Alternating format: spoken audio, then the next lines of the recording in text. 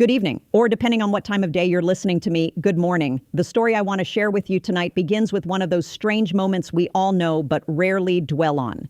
You know, those moments when you're going about your daily life and suddenly hit an invisible wall. That's exactly where we are.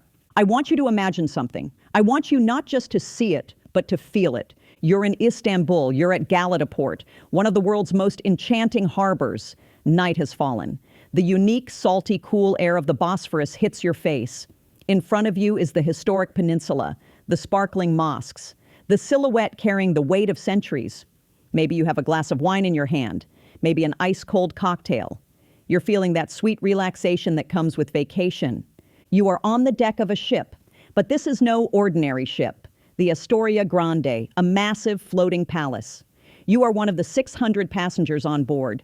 Most of you are Russian citizens. You've been waiting for this moment for weeks. You bought a ticket to escape the suffocating feeling of war, embargoes, the gray Moscow sky, and being isolated from the rest of the world. A 2-week dream, the blue of the Aegean, the warmth of the Mediterranean, and now the finale, Istanbul. Your ship is slowly docking. The deep hum of the engines is fading. You are waiting for the welcome aboard announcement from the captain's bridge. The gangway will be lowered. You will set foot on land, and you will blend into that bright city. But then, something goes wrong. The gangway isn't lowered, the engines don't stop. Instead, they continue to run restlessly at idle. Below, there's movement on the pier, but it's not a welcoming ceremony. Uniformed officials, stern expressions, walkie-talkies in hand. Minutes turn into hours. Your drink is getting warm. That sweet relaxation gives way to a cold anxiety. Whispers of, "Why can't we disembark?" begin to circulate on the deck. And then that cold reality hits you. No entry permit. That luxury ship, those 600 people, those dreams, all turned away at Istanbul's door. Do you know why? That's exactly what we'll be talking about tonight. Because this wasn't a simple bureaucratic glitch.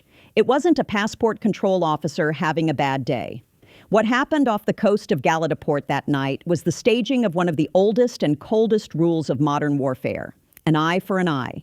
Those 600 tourists, empty-handed, woke up from that big dream and had to return to where they started, to Sochi.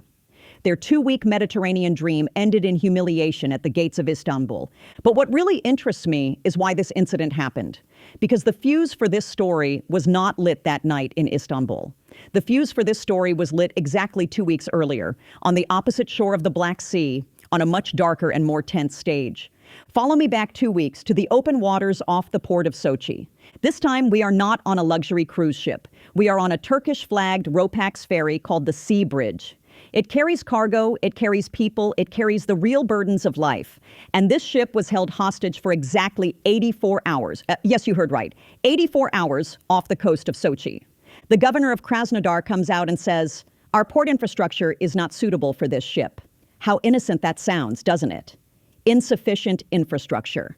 That gray lie hidden behind bureaucracy. But that wasn't the truth. The truth was underwater. Do you know what Russian special security divers searched for under that Turkish ferry for a full 8 hours? Not drugs, not weapons, not stowaways. They searched for a spy that could have been attached to the hull of the ship. They searched for a sea drone. Can you imagine? Russia, in its own territorial waters, even in Sochi, the tourism and trade center of its southern coast, is in such a state of fear, such deep paranoia. It sees an ordinary Turkish ferry as a Trojan horse for Ukraine's sea drones. Imagine the muffled sounds made by divers moving around under the metal hull, the crew's anticipation. Russia's paranoia led to the mistreatment of a civilian merchant ship. What if there's a bomb under you? What if you came to attack us? That night, the luxury ship's turnaround at Galata Port was Ankara's silent but resounding response to what happened in Sochi. If you won't let my ship in because of your paranoia, I won't let your luxury ship in just because I feel like it. This was far more than a diplomatic note. It was a fist slammed on the table. But wait, the story I'm about to tell you tonight is not just a tourist ship crisis. If only it were that simple. This story is about how the Black Sea has become a chessboard, but a chessboard where the pieces are constantly changing positions. What do we see in the news most of the time? Zelensky and Putin, West and East, missiles and tanks. But in the midst of this diplomatic storm, there is an unexpected player who is quietly but fundamentally changing the rules of the game. Turkey. Tonight, we will witness the entrance of that unexpected player. I'm talking about a Turkey that, with one hand, shakes hands with Zelensky for a fair peace, but with the other hand under the table begins to squeeze Russia's logistical lifeline. There may be diplomatic smiles on the surface, but beneath the surface, things are very messy beneath the surface. For Russia, both sides of the coin are dark, because the issue is no longer just whether a ship enters port or not. The issue is Russia's existential crisis in the Black Sea. Putin's paranoia is driving Russian ships and that infamous shadow fleet into a deadly trap. The fuse may have been lit on a luxury stage on a passenger ship, but the explosion occurred much deeper. And do you know what the most interesting part is? This was just the beginning, because this tension, which started with tourism, would very soon evolve into a much more dangerous dimension, a red line written in blood and fire. If you're ready, let's go back to the day that red line was drawn, because the real story began after the luxury ships left the port. Great. Microphone on, recording continues.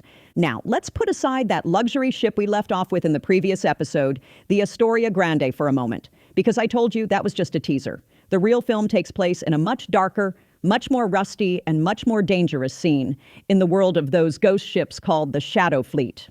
But before we get there, we need to go back to that breaking point, that last straw, because the hustle and bustle of tourism gave way to real fire at some point. I want to take you back to November 17th, to the north of the Black Sea, to those gray and cold waters where the Danube River flows into the sea. We are at the port of Izmail. Please forget the map. Just imagine that night. It's dark. The silhouettes of the port cranes rise like ghosts in the fog. That heavy smell of diesel fuel hanging in the air above the water, and the sound of metal hitting metal. And there, waiting at the dock, is a ship, the Arinda, a Turkish ship. On its deck, 16 Turkish crew members far from home, just trying to do their jobs. Maybe they're drinking their tea, maybe they're changing shifts. And then that thin, irritating buzz from the sky, then the explosion, chaos. This was no accident. This was no stray mine. This was a deliberate, intentional attack carried out by Russian drones. While Russia was trying to destroy Ukraine's grain corridor, it had set its sights on targeting a ship belonging to a NATO member country, Turkey. Freeze that moment. Because that explosion didn't just blow a hole in the hull of the Arinda. That explosion also severed the invisible diplomatic thread between Ankara and Moscow. Russia's strategic mistake was this. They thought Ankara would respond to this with just a diplomatic note on paper saying, "We condemn this." What a huge miscalculation. The flames in Ismail may have been extinguished, but in Ankara, in the quiet corridors of the state, a strategic fire of anger began to burn. And this fire would be fueled not by missiles, but by a much more painful weapon, logistics. This is where I must pause and tell you about the dirty face of war that is rarely discussed, the Shadow Fleet. Picture this scene. In the middle of the ocean, paint peeling, rusted, constantly renamed, loyal to no flag, uninsured, neglected tankers. These are the ghost ships of the modern world. Russia created this massive ghost fleet to circumvent the West's oil embargo and price cap. These ships carry millions of barrels of oil every day. Where from? From the Bosphorus. They pass right through the heart of that city where you, I, and millions of people live. And that oil is the main artery financing Putin's war machine. That money is used to build missiles and feed soldiers. This is crucial. If the Russian economy has a heart, the aorta carrying blood to that heart is the Bosphorus Strait. And the valve of that artery is in Turkey's hands. Now, I want to talk a little about history, about where wars are actually won, not on the battlefield. This has always fascinated me. I'll digress a bit, but trust me, it all connects. Think about World War I. We immediately think of trenches, machine guns, and that terrible stalemate on the Western Front, right? But historians will tell you something else. What really brought Germany to its knees wasn't the bullets in the trenches, but that invisible wall in the North Sea, the British blockade. The British Royal Navy cut off Germany's lifeline. Raw materials couldn't get in, food couldn't get in. The Germans called it the turnip winter because there was nothing left to eat. Logistical suffocation rotted an empire from within, despite its mighty army. Or recall the American Civil War. General Winfield Scott's famous Anaconda Plan, to wrap around the Southern Confederacy like a giant snake, choking off its rivers and ports. Wars end not when the bullets run out, but when the fuel and bread run out. When you cut off a country's logistical aorta, oxygen no longer reaches its brain. Panic sets in. Hallucinations begin. Now let's return to the present day, to the Bosphorus Strait. After the attack on November 17th, Turkey activated its own Anaconda plan. But it did not use warships to do so. It used the powers granted to it by the Montreux Convention and environmental safety laws. Consider this scenario. One of Russia's rusty, uninsured shadow tankers approaches the entrance to the strait. Normally, it should pass through, but an announcement comes over the radio. Hold. A technical inspection will be conducted. That ship doesn't wait there for 6 hours. It doesn't wait 12 hours. It is held for 48 hours, 72 hours. Why? Asked the Russian captain. The answer is simple and indisputable. Security, you have no insurance, you pose a risk to the environment, we must inspect. This may sound like simple bureaucracy, but in financial terms, it means execution. Every hour lost in the straits means millions of dollars in losses for Russia. As that ship waits, buyers in the oil markets become restless. Insurance companies, already few in number, are fleeing. Ankara has erected an invisible wall in front of Russia's ghost fleet. Declaring the passage of uninsured ships risky and turning them back is like cutting the aorta of the Russian economy with a scalpel. Think about it. What a terrible message to the Russian people. There is no longer a safe country where you can go on vacation because they won't take your ships. There is no safe route where you can sell your oil because they are stopping your tankers. When Putin imposed that ridiculous bureaucratic tyranny on that Turkish ferry in Sochi, he may not have realized that he was actually signing the death warrant for his own shadow fleet. But the real question is, why isn't Turkey afraid to do this? Where does this courage come from against Putin, who has been saying, I'll shut off the natural gas tap for years? The answer lies not above water, but again below it. But this time, it's hidden not in the Black Sea, but in giant ships coming from across the ocean. Let's pause for a moment, because at this point, the story enters into what I call the silent revolution, the energy bargaining taking place behind closed doors between Washington and Ankara. And believe me, this part is much more strategic than stopping the tankers. I just told you how Turkey stopped Russian tankers, how it squeezed that logistical lifeline. But here, there is a very critical question that an attentive listener should ask. In fact, perhaps this is the most important question in this whole story. Why isn't Turkey afraid to do this? We have to ask this question because when you look at the geopolitics of the last 20 years, there is only one rule for dancing with Russia. Moscow sets the music. Why? Because they hold the valves. You remember Putin's famous, almost legendary threat, I'll turn off the valve and Europe will freeze. This threat was an invisible shackle that tied Ankara's hands for years. Winter would come, the need for natural gas would increase, and Moscow's silent pressure would be felt. Energy dependence is the biggest obstacle to sovereignty. If you need your neighbor to heat your house, you can't raise your voice too much when that neighbor dumps trash in your yard. But something has changed in recent months. A silent revolution has taken place.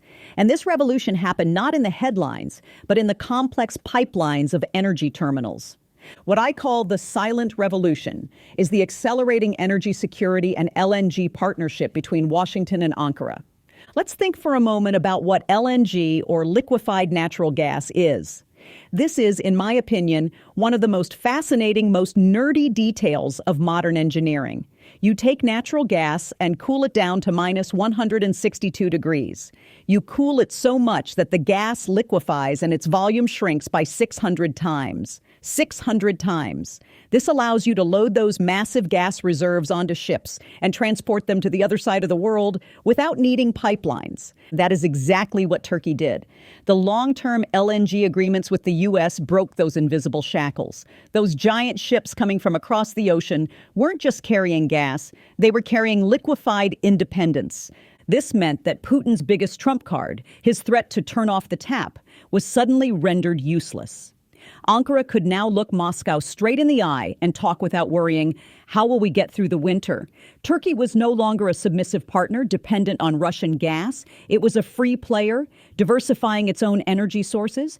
This completely changed the equation on the table. This energy independence gave Turkey that deadly weapon, fearlessness. And with this fearlessness, Ankara took to the diplomatic stage. But this time, not for an ordinary role. Now let's change the scene. Let's move from the gray waters of the Black Sea to the glittering, tie-wearing, diplomatic world of New York. The date is September 24th, the United Nations building. That day, the Crimea Platform Summit was taking place. You know these kinds of summits. Leaders come out, make round fancy speeches, say, "We are concerned," and leave. Everyone goes home, nothing changes. Russia was used to this. They thought they'll just talk and leave again. But this time, a much more sophisticated diplomatic trap had been set. And at the very center of that trap was one name stepping up to the podium: Turkish Defense Minister Yasar Güler. This was no coincidence. It was not a foreign minister speaking, but a defense minister. And what he said was the kind of thing that would echo off the walls of the Kremlin. Turkey, which had pursued a policy of balance with Russia for years, was speaking so clearly and sharply for the first time. Güler did not just talk about the rights of the Crimean Tatars. He signaled that Turkey was ready to take the lead on this platform. For the Kremlin, this was a complete shock. Turkey, which they called our friend and our partner in energy, was plunging a diplomatic dagger into Moscow at its weakest moment. But the real blow was struck behind the scenes after the speech at the podium. A document was published that day, the New York Declaration. The name is pretty boring, isn't it? New York Declaration. Sounds like a city council resolution. But when you look at its content, you see that it is actually an execution order for the Russian economy. This document was signed by more than 50 countries, and this document revolutionized the West's sanctions strategy. 3 critical mechanisms have been put into place. We need to examine them one by one because this is the key to understanding why Russia is being strangled. First, hunting down shadow players. The target is no longer just the oligarchs in the Kremlin or well-known Russian banks. The target is third-party facilitators. Who are they? Those shell companies set up in China, India, and the United Arab Emirates. Those shadow banks established to circumvent sanctions. The new system aims to plug every hole through which Russian capital flows. It goes far beyond the SWIFT ban, cutting off even the indirect flow of money. Second, port closures. This was the most shocking clause in the document, the call to block Russian ships from ports. This may seem like a technical detail, but it is actually the cornerstone of the logistical strangulation strategy. Do you know what this means? Those Russian ships carrying grain stolen from Ukraine or trying to smuggle sanctioned oil? They will no longer find a harbor to shelter in the Mediterranean, the Indian Ocean, or the Asia Pacific. They will not be able to refuel, take on water, or get repairs. They will be doomed to wander the ocean like stray mines. Third, insurance ban and ghosting. These ships are being kicked out not only from ports, but also from the insurance system. A ship without international marine insurance is, commercially speaking, dead. No bank will provide credit for the cargo it carries. No global supply chain will accept it. Russian ships are turning into ghosts on the world's seas. And here's the most crucial point. Turkey is also a signatory to this declaration. Turkey, the owner of the straits, with authorities such as Montreux in its hands, has signed this document saying, "I have the right to question your ships that appear civilian, but actually operate in a gray area, based on international consensus." Kremlin spokesman Dmitry Peskov came out and called it Russophobic hysteria, a classic Russian response. But you could hear the panic in his voice, because this was not just rhetoric. It was an enforceable, multi-actor, coordinated death sentence. Yasar Güler's words that day were the military and moral signature on this economic execution document. Turkey declared its support for any military, economic, and diplomatic steps taken to reclaim Crimea. This is not just a diplomatic defeat for Russia. It is a geostrategic nightmare, because Ankara's clear stance has strengthened Turkey's ties with NATO, while also cementing its role as a reliable bridge in the Eurasian axis. Now look at the big picture. On one side, a Turkey that has gained energy independence and is no longer afraid. On the other side, a Russia whose ships are barred from ports, whose insurance is canceled, and whose economic lifeline is squeezed in the straits. This is the moment called check in a chess game. But the game is not over yet, because what Russia has lost is not just ships or money. Russia is losing something much bigger, a peninsula and a dream. Now let's move on to the final part, the checkmate move. Let's take a look at what happened to Crimea and that famous gas hub dream. Now, let's pause for a moment. After everything we've discussed, after those luxury ships turned back, those rusty tankers, those signatures behind closed doors, I want you to focus your mind on one point. that small diamond-shaped piece of land on the map, Crimea. I know you've heard a lot about Crimea in news bulletins and military analyses, but today I want to talk to you about Crimea not as a military target, but as an idea. The idea of Crimea in the mind of the Russian Empire. Do you know what Crimea was for Moscow over the centuries? It wasn't just a piece of land. It was a jewel. It was the unsinkable aircraft carrier. It was the cornerstone of that imperial dream of reaching the warm seas. It was praised in Pushkin's poems. It was where the czars built their summer palaces. It was the retirement dream of the Soviet elite. Crimea was the symbol of the inviolability of Russian power. When Putin annexed it in 2014, the message he sent to the world was, "This is my castle, and no one can touch this castle." But tonight, we see the plaster crumbling from the walls of that fortress. Even more than that, we feel its foundations shaking. After Yasar Guler's speech at the UN podium, after Turkey signed that diplomatic execution document, Crimea is no longer a fortress. Crimea has become a graveyard for Russia's military honor. This is not an exaggerated metaphor. It is the cold, hard truth spoken by the steel and fire on the ground. Consider the weeks immediately following the UN summit. What happened after that diplomatic shield was lifted? The attacks began, but not ordinary harassment fire. Devastating pinpoint strategic strikes. Now picture the Russian Black Sea Fleet in your mind. Those gray, massive, intimidating ships. That proud fleet that once patrolled the waters they called our sea. Right now, more than 20% of that fleet is gone. They either lie at the bottom of the cold Black Sea or are rusting away in shipyards, abandoned with irreparable damage. 1 in 5 ships, out of commission. But what's more dramatic than the loss at sea is happening in the air. And I think this scene best illustrates the moment Russia was checkmated. When you look at open source intelligence data, those cold satellite photos, do you know what you see?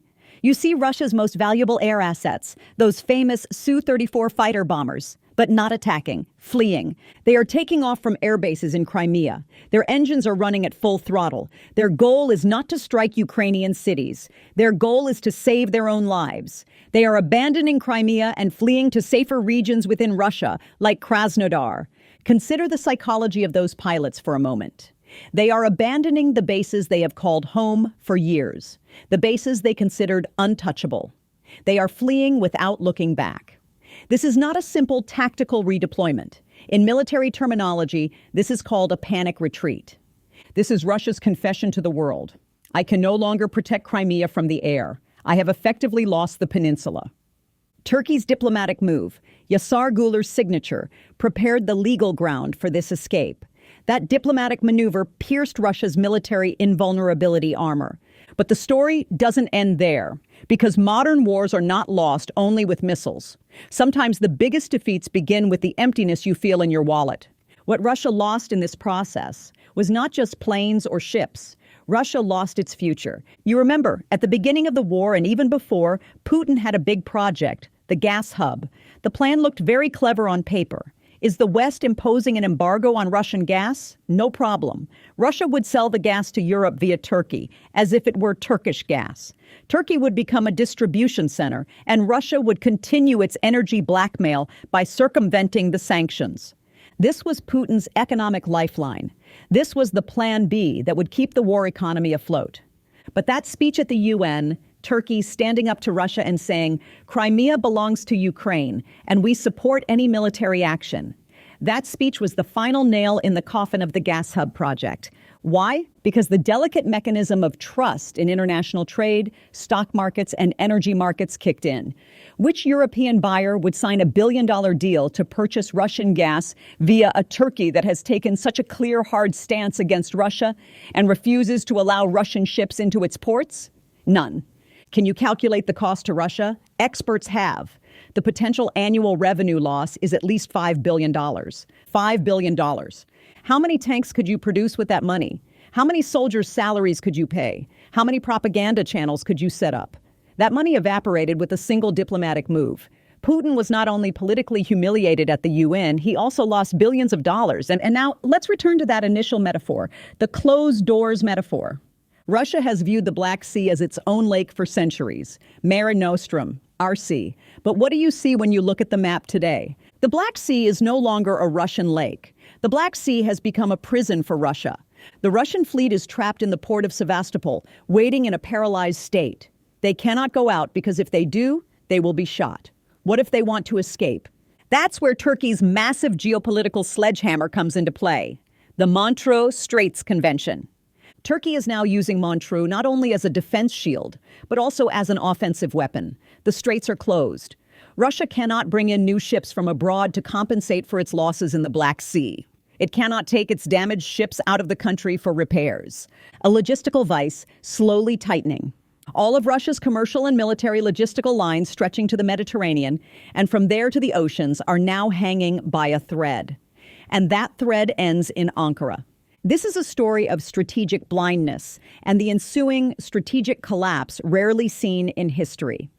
Putin set out to bring Ukraine to its knees. I will cut them off from the sea and trap them on land, he said. But ironically, today, it is not Ukraine that is trapped by the sea, unable to dock ships at its ports, unable to find a safe route to sell its own oil. It is Russia itself. The expression falling into the hole you dug yourself will probably be written as a footnote in history books under this event. As Russia prepares to celebrate its surrender plan, it is actually watching the funeral of its own economy and navy. As I conclude, I would like to leave you with this thought.